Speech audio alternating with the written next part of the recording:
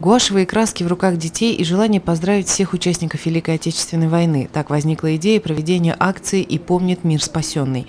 Дети, которых принято называть особенными, выразили свое уважение к ветеранам в собственных рисунках.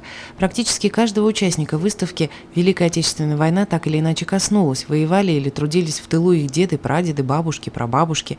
Поэтому очевидно, что День Победы для участников акции не просто дата в календаре. Акция поможет привлечь большее внимание к празднику, чтобы молодое поколение чтило память о воинах, участниках Великой Отечественной, отмечают организаторы мероприятия. Конкурс проводился благотворительным фондом поддержки социального развития муниципального округа города Сибай Республики Башкортостан совместно с автономной некоммерческой организацией, Центром социального обслуживания населения «Азатлык» и муниципальным бюджетным учреждением дополнительного образования Сибайская детская художественная школа при поддержке Министерства труда и социальной защиты населения Республики Башкортостан в рамках программы благотворительного фонда города Сибай Республики Башкортостан. Хотим сказать огромное спасибо всем участникам, руководителям, а также и родителям. Спасибо детям за активное участие, за творчество. В конкурсе приняли участие не только дети из Сибая, но и юные художники из соседних районов. Ребята в черных тонах описали жестокую правду войны и светлыми красками нарисовали Великую Победу.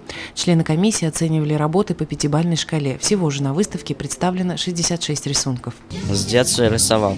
У меня диван был, вот сзади рисовал тогда. В детстве начался. Я рисовал рисунок 2-3 дня.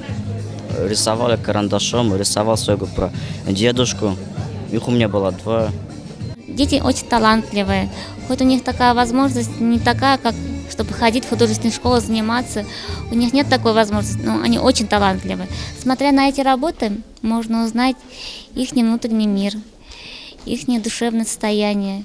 Работы участников выставки и выступления самодеятельных артистов тронули сердца всех приглашенных гостей, среди которых были и ветераны Великой Отечественной войны, и труженики тыла. Алина Полянская, Айгуль Хамитова, Гульцария Айбилева, Рустам Имангулов, Любовь Карпова, телекомпания СТВ.